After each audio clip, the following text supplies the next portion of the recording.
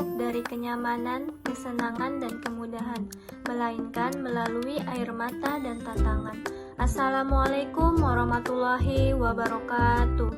Kami dari kelompok 2 akan membahas tentang rancangan pengembangan media membaca puisi melalui 3D Fieldbook yang beranggotakan saya sendiri, Intan Salwa Akadir, dan rekan saya, Ibu Diana Sari. Baiklah, langsung saja ke pembahasan yang pertama. Hakikat proses belajar mengajar merupakan komunikasi antar guru kepada siswa dalam menyampaikan informasi yang terdapat pada bahan ajar sesuai kurikulum yang berlaku. Agar informasi tersampaikan sesuai dengan tujuan pembelajaran, maka diperlukan media sebagai alat yang dapat membantu pemahaman terhadap informasi yang disampaikan guru kepada siswa. Perkembangan teknologi dan komunikasi telah mengubah secara signifikan bagi generasi muda yang selalu ingin mendapatkan yang terbaru. Salah satu aspek penting adalah pembaruan dalam merancang media pembelajaran, karena hanya mengandalkan metode tradisional dapat membuat pembelajaran di sekolah menjadi membosankan. Agar media pembelajaran berfungsi sebagaimana mestinya, guru harus mampu memilih dan memilah media pembelajaran yang sesuai dengan materi yang akan disampaikan. Inovasi dalam menggunakan media pembelajaran berbasis multimedia 3D Fieldbook untuk memperkaya pengalaman belajar siswa merupakan langkah yang positif. Dengan adanya perbedaan ini, guru dapat menciptakan suasana pembelajaran yang lebih interaktif dan menarik bagi siswa, sehingga meningkatkan minat dan pemahaman mereka terhadap materi yang disampaikan. Selanjutnya, multimedia 3D Fieldbook adalah jenis bahan ajar digital yang berupa perangkat lunak dalam bentuk halaman digital yang dapat dibalik seperti buku fisik secara otomatis. Penggunaan dapat menggunakan aplikasi ini di laptop atau di ponsel untuk membaca dan mengakses konten dengan cara yang mirip dengan membaca buku atau majalah fisik. Aplikasi multimedia 3D Fieldbook memiliki beberapa keunggulan, termasuk kemampuannya untuk mengubah Adobe Acrobat PDF dan menggambar menjadi buku dalam format 3D tanpa memerlukan keterampilan khusus dalam desain 3D. Selain itu, informasi yang disampaikan dapat tersebar luas melalui website atau blog individu.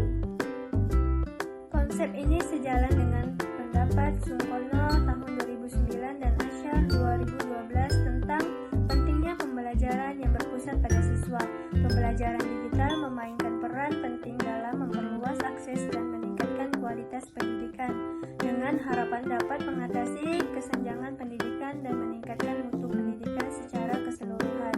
Penerapan pembelajaran digital memerlukan persiapan dalam beberapa hal, termasuk sarana dan prasarana di institusi pendidikan, keterampilan guru dalam menggunakan perangkat elektronik, dan kreativitas dalam menyusun materi pembelajaran yang menarik. Menurut Asyar tahun 2012 menjelaskan beberapa kriteria multimedia yang perlu diperhatikan. Yang pertama, tampilan harus menarik. Yang kedua, narasi atau bahasa harus jelas dan dipahami peserta didik. Yang ketiga, materi disajikan secara interaktif. Yang keempat, kebutuhan untuk mengakomodasi berbagai model atau style yang berbeda dalam belajar. Yang kelima, karakteristik dan budaya personal dari populasi yang akan dijadikan target.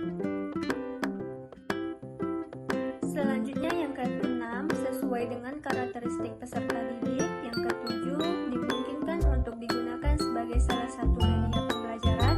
Yang kedelapan, memungkinkan ditampilkan sesuai virtual learning environment atau lingkungan belajar virtual seperti web-based application yang menunjang. Yang terakhir, proses pembelajaran adalah suatu kontinuitas utuh, bukan sporadik dan kejadian terpisah-pisah. Selanjutnya, kelebihan penggunaan 3D Fieldbook sebagai berikut. Yang pertama, pengalaman visual yang menarik. Yang kedua, memperkaya presentasi dengan kemampuan untuk menambahkan efek visual dan animasi. Yang ketiga, dapat diakses secara digital. Yang keempat, dukungan multiplatform. Yang kelima, fitur interaktif. Beberapa Fieldbook 3D menawarkan fitur interaktif seperti zoom, putar, dan navigasi halaman. yang meningkatkan pengalaman pengguna dan keterlibatan dengan konten. Yang terakhir, efisiensi biaya dibandingkan dengan mencetak buku tradisional. Penggunaan Flipbook 3D dapat menghemat biaya produksi, distribusi, dan penyimpanan karena konten dapat disebarkan secara digital. Baiklah, pembahasan selanjutnya akan dilanjutkan oleh Ibu Diana Sari. Baik, Assalamualaikum warahmatullahi wabarakatuh. Terima kasih kepada rekan saya Intan. Saya akan melanjutkan pembahasan materi ini, di mana materinya itu tentang kekurangan penggunaan 3 dimensi Flipbook, yang di mana terbagi menjadi beberapa bagian. Yang pertama, keterbatasan kontabilitas, yaitu tidak semua perangkat dan browser mendukung pengalaman 3 dimensi Flipbook dengan baik.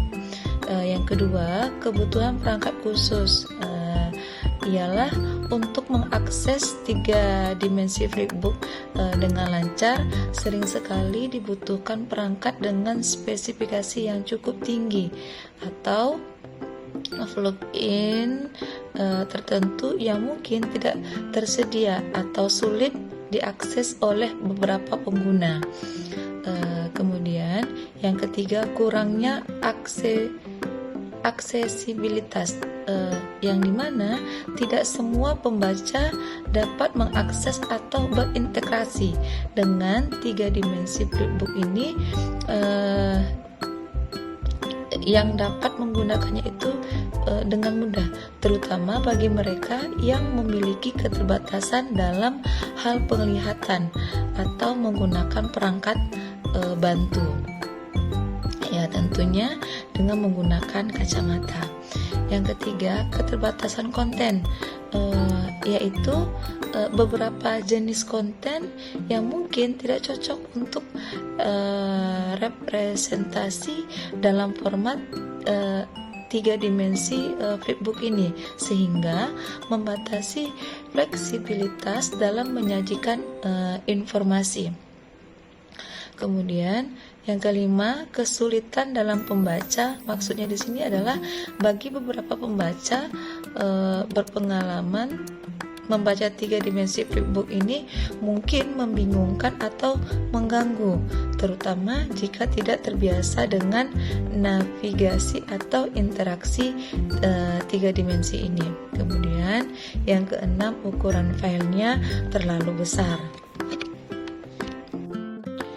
Masuk kita kepada materi yang kedua, baca puisi, yang dimana baca puisi ini sebagai bagian dari bahan ajar puisi, merupakan satu di antara materi pelajaran yang telah dikembangkan melalui multimedia 3 dimensi Flipbook.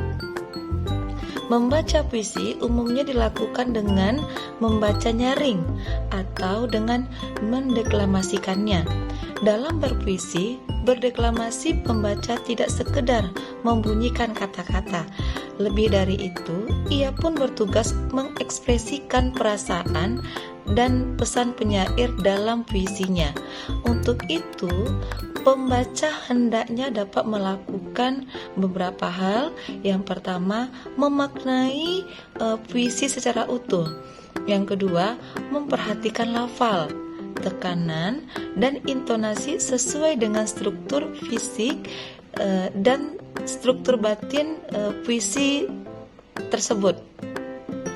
Deklamasi juga menekankan kepada ketekanan dalam pemahaman, keindahan vokal, dan ekspresi wajah ataupun mimik.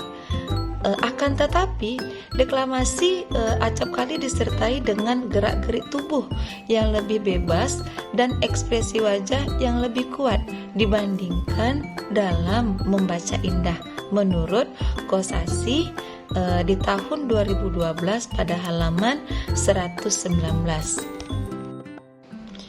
Sehubung dengan keterampilan membaca puisi, diidentifikasikan bagaimana teknis dalam membaca puisi secara indah dan lebih difokuskan pada penampilan dalam membacanya. Penampilan dalam hal ini berkaitan dengan membaca puisi dengan menggunakan irama, volume suara, mimik, kinesika yang sesuai dengan isi yang terdapat di dalam puisi tersebut. Suwandi dan Sutarmo pada tahun 2008 di halaman 98, ia menjelaskan bahwa penampilan membaca puisi harus memperhatikan 3 hal. Yang pertama adalah masalah kejiwaan, yang kedua adalah masalah verbal, dan yang ketiga adalah masalah non-verbal.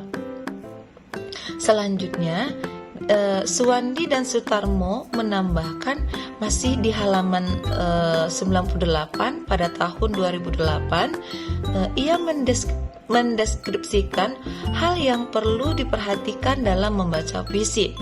Yang pertama, masalah kejiwaan terlihat pada saat kesan pertama seorang dalam pembacaan puisi, naik ke panggung dan menuju ke depan kelas.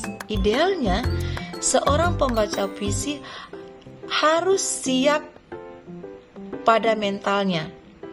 Oleh karena itu, agar siap mental sebelum menuju ke depan kelas, dia harus berkonsentrasi terlebih dahulu. Yang kedua, masalah verbal yang meliputi irama, volume suara, dan artikulasi.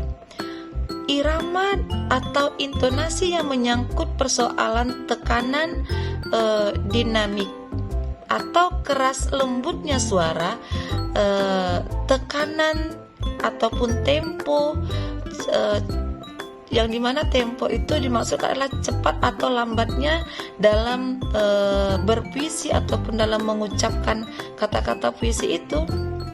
Kemudian tekanan nada menyangkut tinggi rendahnya suara, serta modulasi yang meliputi perubahan bunyi suara, nada marah, kesakitan, kesedihan, dan lain-lain. Rancangan flowchart 3 dimensi flipbook, yang dimana dalam bagian ini terdapat di halaman awal yang menjelaskan bahwa Fram ini menampilkan sampul depan media data dari pengembangan atau peneliti dan daftar isi yang terdapat dalam lembar awal media. Dalam halaman awal ini terbagi menjadi 5. Yang pertama adalah CP ataupun capaian pembelajaran, yang dimana meliputi capaian pembelajaran program studi yang capaiannya itu capaian pembelajaran mata kuliah ataupun program studi. Yang kedua, intro yang berisikan tentang pengenalan terhadap media flipbook ini. Kemudian yang ketiga adalah materi membaca puisi, yang dimana dalam membaca puisi ini meliputi dari pengertian, jenis, teknis, hambatan, dan dalam bagian ini dapat terintegrasi karena dilengkapi dengan gambar menarik sehingga si pembaca dapat menelaah apa yang dimaksud atau yang disampaikan dalam flipbook tadi. Kemudian yang kelima yaitu Fram latihan, yang dimana berisi tentang soal-soal yang dapat digunakan oleh siswa ataupun mahasiswa untuk latihan di dalam membaca puisi. Kemudian yang keenam adalah Fram penutup, yang dimana berisikan ucapan terima kasih dan salam penutup serta sampul belakang dari flipbook ini. Baik, itulah dia penyajian dari kelompok 2, dan bagi ada yang kurang berkenan ataupun tidak pas dalam pemateri, kami selaku penyaji mohon maaf lebih dan kurang. Wabillahi taufiq wal hidayah. Wassalamualaikum warahmatullahi wabarakatuh. Terima kasih.